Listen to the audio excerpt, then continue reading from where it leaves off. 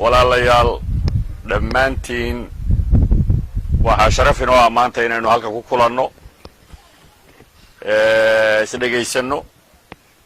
wada hadallo wixii fikir iyo tala isweydaarsanno isla mar ahaantaana gogolahani waxay ka mid tahay gogolaheenni caadiga ah ee soo socday aynu isugu imaan jirray intaa markaan ka gudbo xaaladda Jubbaland qof kasta oo inaga mida iyo qof kasta oo caalamka jooga Soomaali iyo kuwa aan Soomaali ahayn baad bay ula socdaan meesha ay ka timidna waa la garanayaa meesha ay hadda maraysana waa la garanayaa ana waxaan jeclahay waxyaabaha hoos loo dhigayo inaan kor u soo qaado waxyaabaha aan la dhihin laga leexleexday inaan taabto baryahan wararkiina iyo xanta magaaladu waa farabadnayd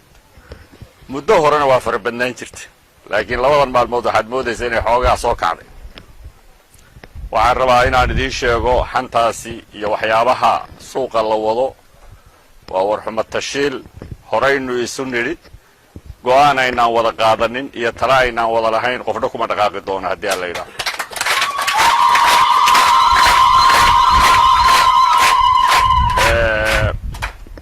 waxyaabaha dadka qaar ay jeclaan lahaayeen inay dhacaan oo maxaanku dhahaa iska soo daahana waxay u baahan yihiin dulqaad waxay u baahan yihiin adkaysi waxay u baahan yihiin in waqtigeeda la gaadhsiiyo ilaahay baa adduunkan maamula xilliga wax dhacayaan siday u dhacayaan maanta inaan halkan isugu nimaano halkan aan wada joogno wax iska qornaabay ahayd oo ilaahay uu mar hore qadaray marka waxyaabaha kale soo socdaana waa qoran yihiin laakiin waxaan rabaa inaan idiin sheego annaga haddaad nahay hoggaankii isbeddel doonka hawshii aynu ku ballannay wax iska beddelay ma jiraan wax inuu iska beddelo noo qorshaysan oo aan ka ahayn inaynu guusha gaadhnana ma jiraan doorasho xor iyo xalaala inay Jubbaland ka dhacdo waxaan ahayn oo miiska noo saaranna ma jiro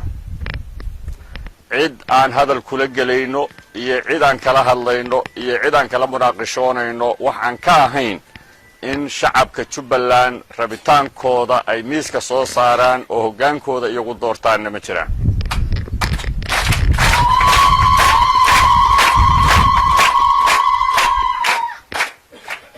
isbeddel doonku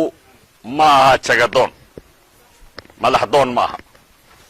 waxaa la rabaa in la fahmo cid kastana ay fahamto haddaan aniga ahay odaygii aad u dhiibateenna hoggaami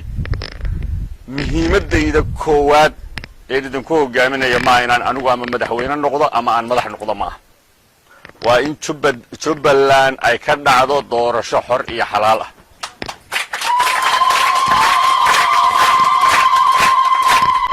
qofka ay rabaanna ay doortaan taas ayaa wada qancin karta dadka oo dhan anigu haddaan rabo keliya ka shaqaynaya sidaan madaxweyne ku noqon lahaa wax badan baa halaabi laakiin waxaan ka shaqaynaynaa inay dhacdo doorasho xor iyo xalaal ah